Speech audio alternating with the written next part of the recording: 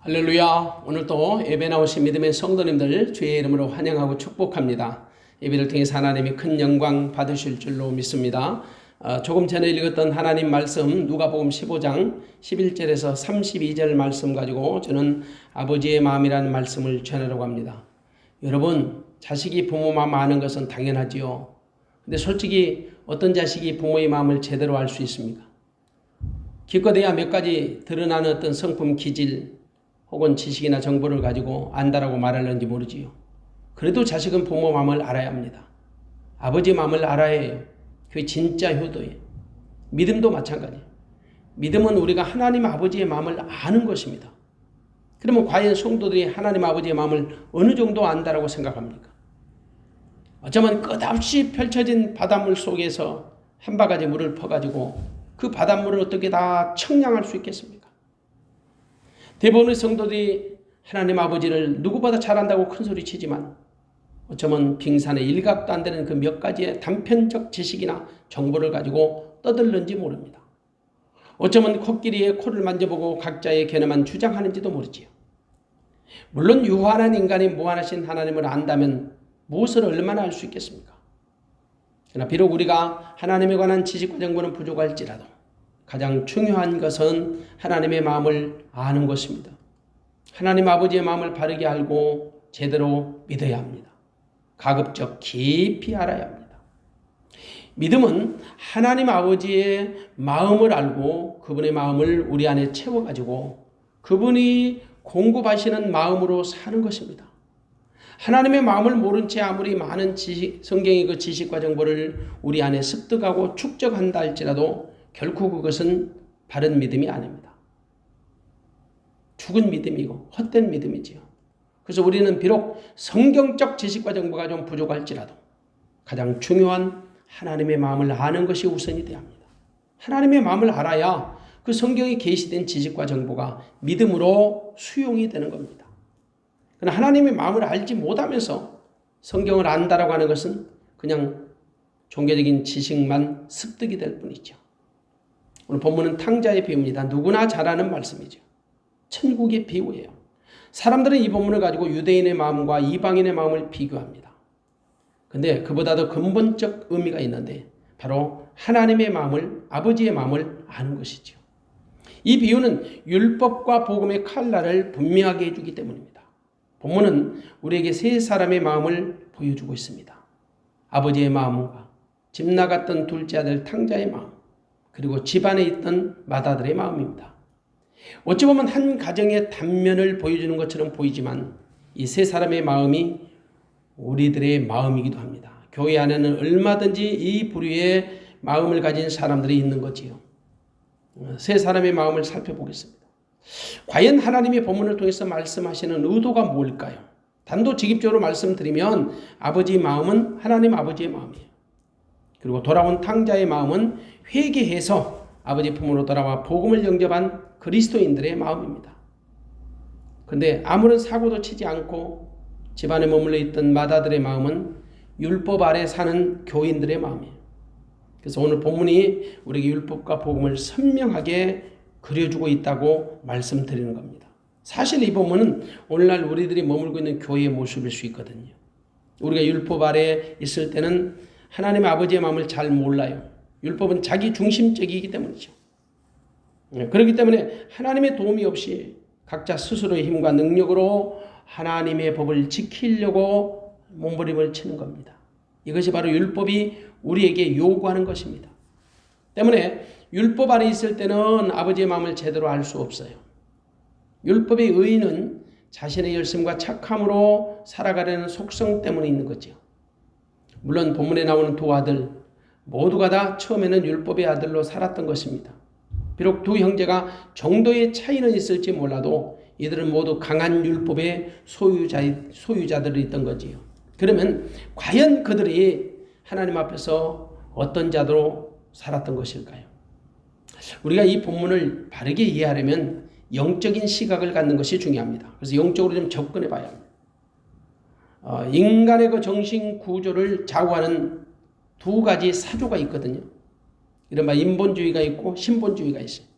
인본주의는 당연히 하나님이 없는 세속적인 거지요. 사람 중심이죠. 세속주의는 무신론적 불신앙이에요. 그리고 신본주의가 있습니다. 신본주의는 하나님 중심주의, 신중심주의죠. 근데 신본주의는 다시 율법주의와 복음주의로 나눠진다고 볼 수 있습니다. 율법주의나 복음주의는 모두가 다 하나님 안에 있는 신학적 사조지죠. 다만 율법주의는 자기중심적이고 복음주의는 예수 그리스도 중심적입니다. 우리가 대부분 그리스도인들이 율법주의자와 복음주의자들을 제대로 분별하지 못한다는 거예요. 하지만 본문을 통해서 우리가 기억할 것이 있습니다. 율법주의는 유실론적 불신앙이에요. 유실론적 불신앙. 이것으로 볼 때 둘째 아들은 인본주의자에 가까웠고요. 맏아들은 율법주의자에 가까웠다라고 볼 수 있습니다. 왜냐하면 둘째 아들은 처음부터 하나님을 의식하지 않았습니다. 그냥 세속적인 사람이에요. 그러나 맏아들은 나름대로 그 하나님의 신앙의 종교적인 틀 안에서 참 착하고 모범되게 살았던 거지요. 누가 보더라도. 근데 문제는 인본주의자처럼 출발했던 둘째 아들은 복음을 영접해서 복음주의자가 됐고요. 율법주의자로 살았던 맏아들은 여전히 율법주의의 그 견고한 틀을 깨뜨리지 못하고 끝내 복음을 영접했던 흔적이 성경에 없습니다. 그래서 우리는 먼저 둘째 아들의 마음부터 살펴보려고 합니다. 둘째 아들의 마음은 율법에서 복음으로 거듭난 자의 마음이에요. 우리는 둘째 아들의 행실에 대해서 너무나도 잘 압니다. 그는 아주 매우 불효막심한 아들이지요. 그는 아버지에게 자기 분깃을 달라고 먼저 요청했습니다. 아버지가 살아계신데도 말고 말이에요. 참 황당하고 어처구니 없는 거지요. 예를 들어서 뭐 사업하거나 장사 미천을 대달라고 요구할 수는 있지요. 그건 어느 정도 이해가 됩니다. 근데 그게 아니에요. 그건 아버지의 재산 중에서 자기에게 돌아올 분깃을 분명하게 요청했던 거예요. 이른바 자기에게 돌아올 유산을 달라는 거죠. 아버지가 살아계시는데 유산을 상속해 달라는 거예요. 아버지의 마음을 무시한 거지요. 불효막심한 은사지요. 아마도 그는 아버지로부터 독립하고 싶었던 겁니다. 아버지 간섭으로부터 벗어나고 싶었던 거지. 자기 멋대로 살아보려고. 그는 아버지 품 안에 사는 것이 얼마나 행복한지를 몰랐던 거예요. 그것은 바로 아버지 은혜를 무시한 인간들의 탐욕 때문이에요. 물론 인간은 누구나 탐욕을 갖고 있어요. 기질적으로. 탐욕은 하나님이 가장 싫어하는 마음이지요. 그래서 성경은 탐심은 우상 숭배라고 말씀하는 거예요. 탐심은 은혜를 모르고 감사를 모르는 마음이에요. 그래서 탐심은 인간을 하나님으로부터 자꾸 멀어지게 만들죠. 그래서 하나님의 사람은 탐심과 싸워야 하는 거예요. 근데 문제는 율법 아래 있으면 절대 탐심과 싸우려 하지 않는다는 거죠. 이 본문의 둘째 아들의 탐심은 하나님을 떠난 것입니다. 그리고 아버지로부터도 떠나는 것이에요. 결국 그의 탐심은 부정적인 행동을 만들어냈어요. 아버지가 살아계시는데도 불구하고 아버지가 돌아가신만을 바라는 것처럼 불효막심한 행동을 한 거지요. 그러므로 그는 아버지에게 씻을 수 없는 불효를 저지른 겁니다. 사람들은 자기 욕심을 쫓아서 자기가 원하는 곳으로 가면 행복이 있는 줄 알아요. 그곳에 가면 자기들이 원하는 모든 것을 다 얻을 수 있다고 생각해요. 그 둘째 아들도 자기 인생을 자기 스스로 만들어 보려고 했던 거지요. 아버지 도움 없이 얼마든지 자기 스스로 멋진 인생을 만들 수 있다고 착각한 거예요. 여러분, 인생이 어찌 자기 마음먹은 대로 되나요? 영적인 시각으로 보면 이것은 율법적 사고. 분명히 말하지만 그는 이스라엘이라는 언약 공동체 안에 있던 아들이었습니다. 언약 백성이 아버지 품을 떠나 스스로 독립하려는 행동을 한 거죠. 그래서 이것을 영적으로 율법주의라고 제가 말씀드리는 거예요. 그러니까 율법으로 사는 자는 반드시 스스로는 아무것도 할 수 없다는 사실을 깨닫게 되거든요. 율법의 역할은 사람으로 하여금 연약함과 비천함과 무력함을 깨닫게 하는 거죠. 이것이 율법이 우리에게 주는 역할이고 기능이에요. 이 둘째 아들은 아버지로부터 분깃을 받아가지고 미련 없이 떠났습니다. 그것도 아버지로부터 영향력이 적은 먼 나라로 떠난 거죠. 어쩌면 그는 청운의 푸른 꿈을 가지고 떠났을 겁니다. 그곳에서 자기가 원하는 대로 멋지게 살아보려고, 아버지 간섭 없이 마음 놓고 살아보려고 말이에요. 근데 여러분, 그가 얼마 가지 못해서 자기 가진 모든 재산을 다 허비하고 말았습니다. 완전 거지가 된 거죠. 설상가상으로 그곳에 흉년이 겹쳤습니다. 어쩔 수 없이 한 집안의 종으로 들어간 거예요. 아버지의 부유함을 잃어버린 채 한순간에 노예로 전락한 거지요. 주인은 그를 들로 보내서 돼지를 치게 했습니다. 먹을 것이 공한 그는 돼지들이 먹는 쥐염 열매로 허기진 배를 채워야 했다. 그러나 그나마도 그것을 주는 이가 없었어요. 아버지 품을 떠난 그가 돼지보다 못한 신세가 되어버린 거지요. 유대인들에게 있어 돼지는 참 부정한 동물이지요. 그러므로 하나님의 자녀가 하나님을 떠나면 돼지보다 못한 신세가 되는 거예요. 아버지 하나님이 없는 삶은 이렇게 비참한 거예요. 그래도 그에게 소망이 완전히 끊어진 것은 아닙니다. 그에게는 한 줄기 희망과 소망이 있었습니다. 돌아갈 곳이 있었던 거지요. 그는 돌아갈 아버지 집이 있었던 거예요. 지금이라도 늦지 않았습니다. 그가 뜻을 돌이켜 아버지 집으로 돌아갈 마음만 있으면 충분히 돌아갈 수 있습니다. 그러면 아버지는 그를 거절하지 않고 받아주실 겁니다. 그 사실을 확신한다면 그는 지금이라도 돌아가면 돼요. 왜냐? 아버지가 받아주실 것을 믿는 것이 믿음이잖아요. 그러면 그는 모든 것을 내려놓고 돌아갈 수 있어야 합니다. 문제는 그에게 돌아갈 마음이 있느냐는 거지요. 그가 돌아갈 마음을 갖는 것은 현실을 바르게 인식하는 겁니다.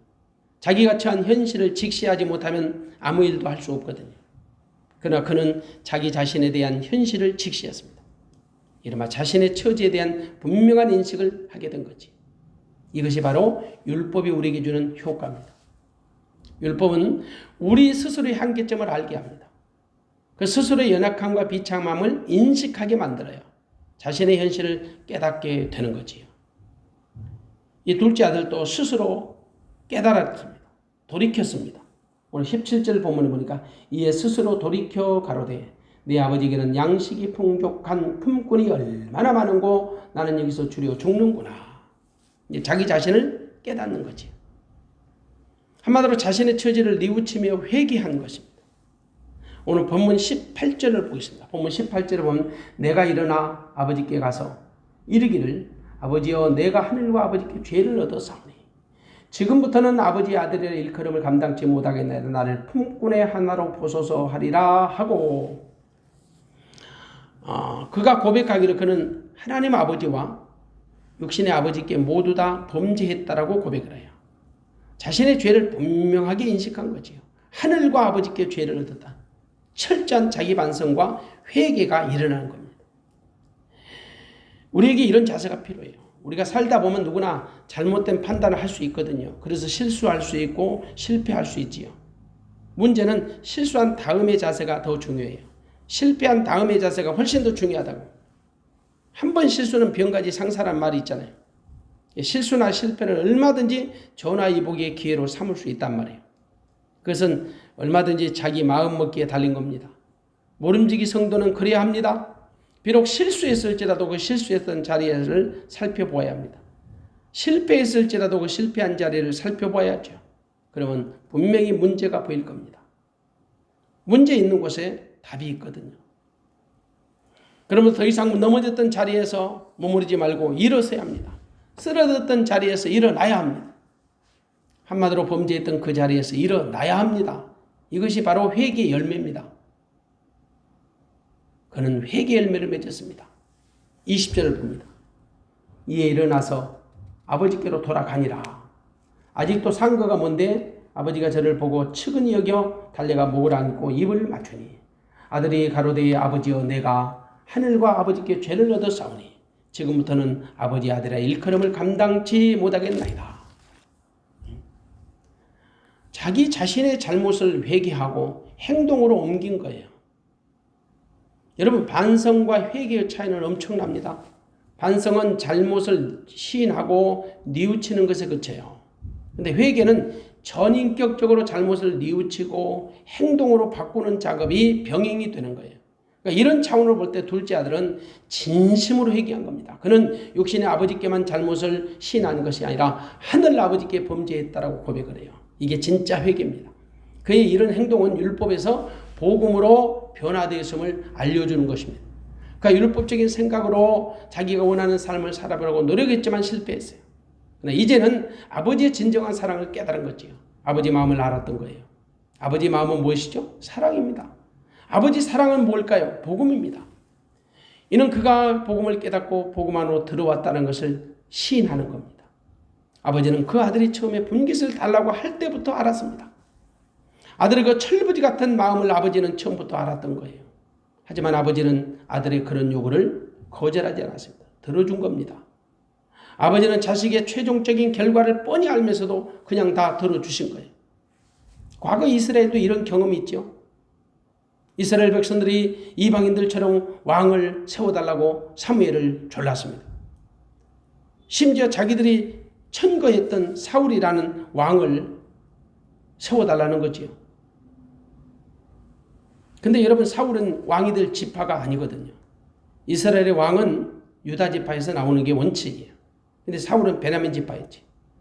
그러므로 처음부터 단추가 잘못 꿰인 거예요. 그러나 하나님은 그들의 요구를 들어주셨습니다.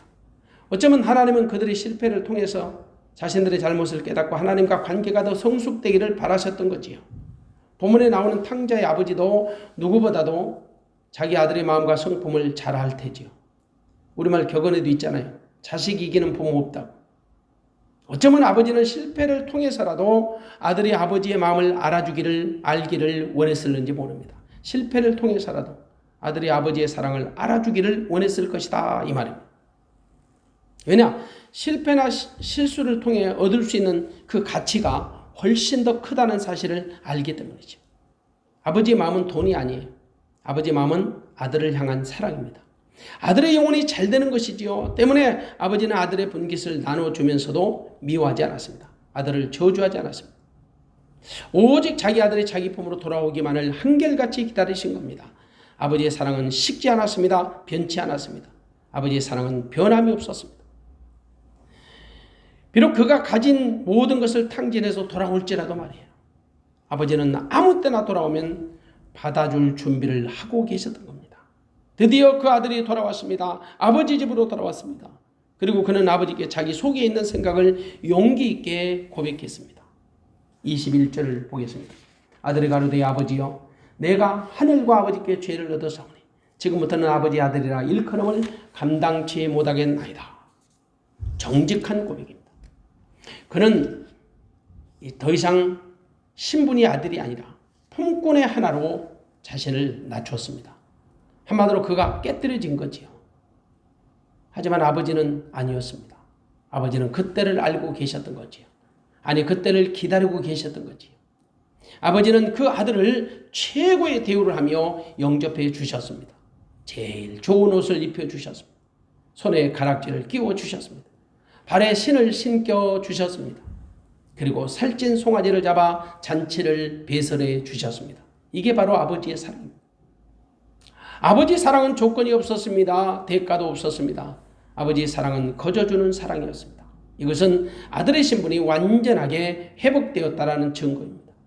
다시 말합니다. 수고하고 무거운 율법의 짐을 지고 살아가던 아들이 하나님 아버지 앞으로 나와서 참된 안식을 쉼을 얻었다라는 증거입니다. 한마디로 율법으로 매여 살던 사람이 복음을 영접하여 새 생명을 얻었다는 거지요. 이것이 복음이에요. 아니, 복음의 능력이에요. 사랑하는 여러분, 우리는 복음 안에서 자유합니다. 복음이 우리를 자유케 합니다. 오늘 이 집 나갔던 둘째 아들이 아버지께 돌아와 마치 복음으로 새 생명을 얻은 것처럼 저와 여러분에게도 이런 은혜가 있어지기를 주님의 이름으로 축복합니다. 그리고 우리는 다시 집안에 있던 또 한 명의 아들을 주목해 보아야 합니다. 이른바 집안에 있는 맏아들이지요. 그 맏아들의 마음은 완고한 율법주의자들의 마음입니다. 집을 나갔던 둘째 아들과는 다르게 맏아들은요, 자기 자리를 묵묵히 지키고 있었습니다. 최소한 자기 동생과는 전혀 달랐습니다. 그는 아버지에게 자기 분깃을 요구하지 않았습니다. 겉으로 드러나게 아버지의 마음을 아프게 한 적도 없습니다. 누가 보더라도 형만한 아우가 없다라는 말이 실감이 났을 겁니다. 아마도 그는 동생을 버릇없고 예의 없는 인간이라고 원망하며 살았는지 모릅니다. 물론 드러나게 자기 동생을 책망한 적은 없지요. 그런 동생을 바라보면서 자기는 아버지를 잘 섬기고 효도해서 실망시켜드리지 않으리라는 굳센 다짐도 했을 겁니다.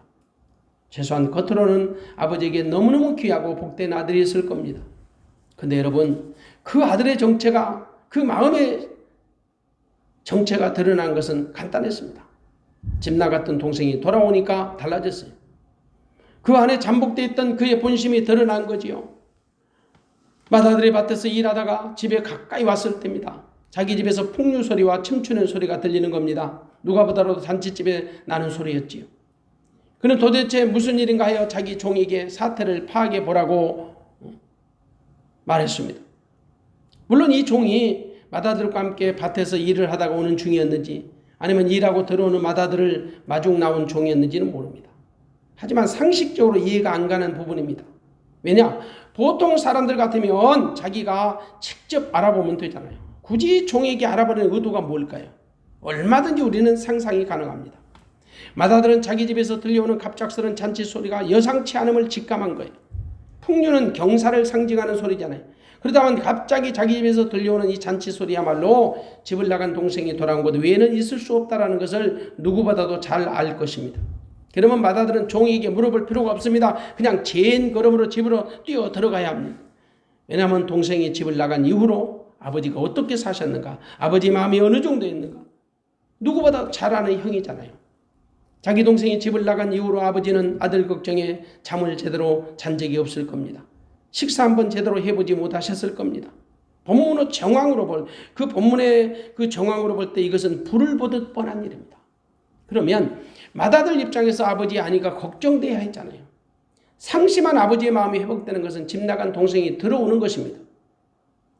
근데 마다들의 행동에서는 그런 기색이 전혀 보이질 않아요.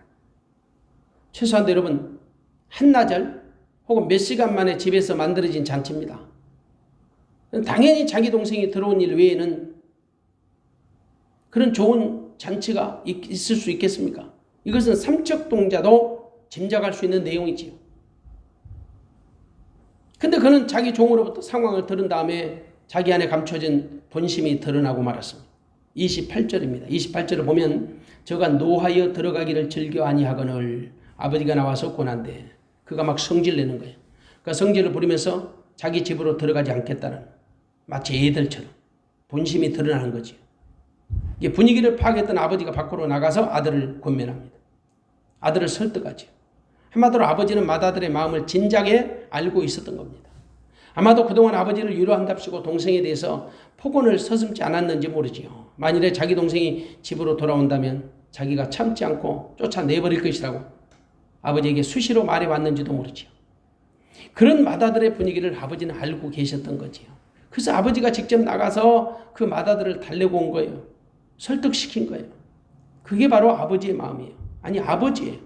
아버지 앞에서 마다들은 자기 본심을 숨기지 않았어요. 그의 본심이 한번 어떤 상태였는지 29절과 30절을 봅니다. 29절 아버지께 대답하여 가로되 내가 여러 해 아버지를 섬겨 명을 어김이 없거늘 내게는 염소 새끼라도 주어 나와 내 벗으로 즐기게 하신 일이 없더니 아버지의 살림을 창기와 함께 먹어버린 이 아들이 돌아오매 이를 위하여 살찐 송아지를 잡으셨나이다. 아버지 마음을 후벼 파는 소리예요. 후벼 파. 자기 동생과 비교해서 자기가 더 훨씬 어렵다는 것을 노골적으로 드러내는 겁니다. 그동안 아버지가 자기에게 뭐 어떻게 해주셨는가를 아버지 마음을 도려내는 거예요. 자기의 서운함을 그대로 여과 없이 드러내는 거예요. 이게 바로 율법이에요. 율법은 항상 다른 사람과 비교해서 자기의 의로움을 드러내는 거거든요. 그래서 율법은 비판하고 정죄하는 기능이 강해요. 그 시선이 항상 그래서 남을 향해 있는 거죠. 그동안 그는 아버지를 섬기는 척 했던 겁니다. 한마디로 아버지 마음으로 아버지를 섬긴 것이 아니라 자기 마음으로 아버지를 섬긴 거예요. 그래서 자기 공력을 드러낸 거예요. 이것이 율법이라고요. 율법은 자기 공력을 드러내요. 자기 의로움을 드러낸다고. 왜냐하면 율법은 모든 일을 자기 의로움으로 하잖아요. 심지어 믿음마저도 자기 의로 믿으려고 해요. 믿음은 전적으로 하나님이 주신 선물인데도 불구하고 자기 힘과 능력으로 믿어보려는 시도를 서슴지 않는 거예요. 그래서 이처럼 율법에 갇힌 사람들은 한 사람도 이유가 없어요. 이런 자들은 자기 컨디션이 좋으면 믿음의 컨디션이 참 좋습니다. 근데 자기 컨디션이 나쁘면 믿음의 컨디션도 같이 나빠져요. 예, 자기 감정에 따라 믿음이 출렁되기 때문이죠. 자기 기분이나 감정의 터 위에 믿음이 세워지는 거예요. 이것이 바로 율법의 신앙이에요. 마다들은 지금까지 율법에 굴레해서 마다들 노릇을 하고 있었던 거지요. 그냥 마다들이라는 자리를 스스로 지키고 있었던 거예요. 사랑이 없는 의무감으로. 무슨 일을 하든지 의무감으로 하면요 불평이 나오게 돼 있습니다. 이것이 바로 율법적 믿음을 가진 사람들의 특징이에요. 그러므로 무슨 일을 하든지 노릇을 하는 것은 피곤해요. 여러분 자식이 되어야지 자식 노릇하면 피곤해요. 심지어 한때 대통령을 지낸 어떤 분도요 대통령 노릇을 못 해먹겠다고 해서 구설수에 올랐던 적이 있지요. 믿음도 마찬가지예요. 목사 노릇 힘듭니다. 성도 노릇 피곤합니다. 그래서 노릇만 하면 안 돼요. 노릇을 한다는 것은 율법적인 사고예요. 율법적인 믿음 때문이에요. 오늘 본문의 맏아들은 지금까지 장남 노릇을 한 거죠. 맏아들 노릇을 한 거예요. 율법적으로 말해요. 그래서 율법의 신앙은 자기의 대가를 요구해요. 자기의 공력을 주장하기 때문이죠. 문제는 이런 율법적인 사람들은 사랑이 없다라는 거지요. 사랑이 없는 사람들의 특징은 대개 다른 사람과 비교해서 우위를 점하려고 해요. 이른바 바리새인들의 특징이죠. 맏아들도 자기 동생과 비교해서 상대적으로 우위에 있었다고 그걸 자꾸 주장하는 거예요. 그래서 차별 대우를 받았다고 불공평하다고 불평하는 거예요. 이것이 율법이에요. 율법은 모든 관점이 자기로부터 시작되기 때문이에요. 자기만 주장하다 보니까 사랑이 안 보이는 거죠. 근데 여러분 사실은 율법도 하나님의 법이요. 선한 법이죠. 율법주의가 나쁜 거죠. 율법주의자가 나쁜 거죠. 율법이 나쁜 게 아니래요. 율법은 너무나도 완벽하고 완전한 법이기 때문에 인간이 지킬 수 없기 때문에 두렵게 느껴지는 거죠. 또 우리 인간에게 그런 완벽함과 완전함을 요구하다 보니까 사랑이 없이 냉랭해지는 거예요. 솔직히 인간 세상에서도 마찬가지예요. 자기 나름대로 빈틈없이 살아간다라고 자부하는 사람들은요 대부분 차갑고 냉랭합니다. 어떤 인간적인 정도 없고요 사랑이 없어요. 인간미가 없지요. 오직 자기만 생각하거든요. 완벽주의자들처럼. 그런 자들은 결코 남에게 해코지 안 되거나 피해를 주지 않는다고 큰소리칩니다. 한마디로 세상이 그 알량한 법을 지킨다는 거지요. 그러나 보통 교만한 생각이 아니에요. 왜냐? 세상에 의인은 없나니 하나도 없거든요. 비록 하나님의 자녀라 할지라도 하나님의 은혜로 말미암아 우리의 허물과 죄가 덮어졌을 뿐이에요. 법적으로 의롭다 하심을 얻었을 뿐이라는 말이지요. 그러므로 심정적으로라도 우리는 의롭다는 생각을 항상 벗어버려요. 여러분 맏아들의 마음을 한번 곰곰 생각해 보십시오. 여러분 안에 이런 마음들이 혹여라도 있다면 이 시간 하나님 앞에 용서를 구하십시오. 또한 여러분 우리는 아버지의 마음을 관찰해 보려고 합니다. 아버지의 마음은 어떤 마음입니까? 용서와 사랑으로 충만한 하나님 아버지의 마음이죠. 본문에 나오는 아버지의 마음을 보세요. 아버지의 마음은 한결같이 자기 자식을 사랑하는 마음이에요. 아버지의 마음은 그 무엇과도 비교하지 않는 마음이에요. 아버지의 마음은 긍정적인 마음이죠. 아버지의 마음은 지나간 과거의 죄악을 캐물으시고 따지시는 마음이 아니에요. 한마디로 뒤끝이 전혀 없는 마음이죠. 아버지는 자기의 잘못을 뉘우치고 돌아온 그 둘째 아들을 끝까지 용서하시는 마음이에요. 그리고 맏아들이 당신의 마음을 헤아리지 못했을지라도 인자하게 설득하시는 마음이지요. 아버지 마음은 맏아들이나 둘째 아들이나 다 소중한 당신의 아들이거든요. 이 본문의 아버지의 마음은 하늘 아버지 하나님의 마음이지요. 하나님 아버지의 마음을 탕자의 비유를 들어서 우리에게 알려주시는 거예요. 그래서 탕자의 비유는 사실은 천국의 비유입니다. 천국은 이런 자의 것이라 이 말이에요. 천국은 하나님 아버지의 마음을 아는 것이고 누리는 거지요. 아니 하나님의 마음과 하나가 되는 거지요. 하나님 아버지와 한 마음이 되어 사는 거예요. 이것이 천국이에요. 그래서 천국 복음은 하나님의 마음이 되어 사는 것을 의미합니다. 하나님 우리 모두가 천국 복음을 누리기를 원하시지요. 천국 복음이 뭐냐? 새 언약의 중보자신 예수 그리스도를 믿고 그분이 공급하시는 생명을 누리는 거예요. 우리 주 예수 그리스도는 새 언약의 중보자로 우리 가운데 육신을 입고 오셔서 우리와 한 생명을 이루어 계십니다. 한마디로 우리가 지킬 수 없는 옛 언약, 율법을 다 이루시고 또 이루시기 위하여 새 언약의 중보자로 우리 가운데 오신 분이세요. 그리고 새 언약을 통해서 옛 언약을 성취하신 거지. 그렇기 때문에 이제 더 이상 우리가 할 일이 없어요. 우리가 지킬 일도 사실상 없어요. 오직 우리 안에서 행하시는 주님과 한 마음이 되면 그분께서 내 안에서 나를 통하여 일하시기 때문입니다. 이것이 복음이에요. 아니 이것이 복음의 능력이지요. 이것이 바로 천국 복음이에요. 전에 우리가 율법 아래 있을 때는 무엇인가 해보려고 몸부림을 쳤습니다. 그러나 이제는 그럴 필요가 없어요. 내 안에서 주님이 하실 수 있도록 그분의 마음이 되면 되는 거예요. 그러면 그분께서 내 안에서 일하십니다. 지금 이 순간도 마찬가지예요. 다만 우리가 기억할 것이 있어요. 율법 아래 있으면 절대 아버지의 마음을 이해할 수 없다라는 거지. 그분의 마음을 모르면 그분을 아버지라고 부를 수 없어요. 그분의 뜻대로 살지도 못해요. 하나님 아버지와 한마음 되어 사는 것은 예수 그리스도를 구주로 믿어서 그분의 마음을 받아들이고 그분의 마음 되어 사는 것을 얘기합니다. 하나님 아버지의 마음은 예수 안에 들어있어요. 이걸 예수를 통해서 드러나게 되어 있어요. 그러므로 예수님을 영접지 않은 사람은 하나님의 마음을 알 수 없는 거지요. 예수를 그리스도로 믿는 자만 하나님의 마음을 알 수 있는 거지요. 이게 믿음이에요. 아버지 마음을 알지 못하는데 어떻게 아버지를 믿을 수 있겠어요? 절대 불가능하지요. 아버지 마음을 아는 자만 아버지를 믿는 거예요. 율법 아래 있는 자는 아버지 마음을 모르는 거지요. 아직까지도 저 유대인들, 대부분의 이스라엘 백성들이 아버지를 안다고 하지만 아버지 마음을 모르기 때문에 예수를 그리스도로 영접하지 못하고 율법 안에 갇혀 있는 겁니다. 아버지 마음을 진실로 안다면 예수를 믿을 수밖에 없는 거지요. 아버지 마음은 예수 안에 있으니까. 근본 아버지의 마음을 알지 못하는데, 다시 말해서 예수를 그리스도로 영접하지 못하는데 어떻게 구원이 있고 어떻게 복음을 믿는다고 말할 수 있겠습니까? 여전히 율법에 갇혀 있는 거지요. 그러므로 우리는 복음을 통하여 내 안에 오신 예수 그리스도를 통하여 율법의 더러운 옷을 완벽하게 벗어버리고, 아니 율법의 무거운 옷을 벗어버리고 주님이 주신 마음으로 살아야 할 줄로 믿습니다.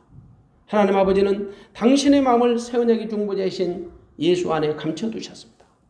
그 세언약의 중보자이신 예수님을 구주로 영접하여 모셔드리면 하나님의 마음을 알 수 있고 볼 수 있고 누릴 수가 있는 것입니다. 이른바 천국을 누릴 수 있다는 거지요. 그러므로 우리 모두 율법의 낡고 칙칙한 옷을 벗어버리고 복음의 진정한 자유를 풍성하게 누리는 성도가 되어지시기를 주님의 이름으로 축원합니다. 율법의 겉옷을 벗어버리고 복음의 속옷으로 완전히 무장하시기를 주님의 이름으로 축원합니다. 본문을 통해서 내 자신의 믿음이 어떤 믿음인지를 다시 한번 성찰해 보시고, 비록 인본주의 같은 정신으로 시작했던 둘째 아들이지만 예수 그리스도 안에 아버지 집으로 돌아와서 아버지가 주시는 그 모든 신분이 회복되고 아버지가 주시는 은혜로 말미암아 다시 말해서 복음 안에서 복음을 누리며 그 아들의 신분을 다시 회복해서 하나님의 기쁨이 된 것처럼 저와 여러분도 그 믿음의 주인공들이 되어지시기를 주의 이름으로 축원합니다. 기도하겠습니다.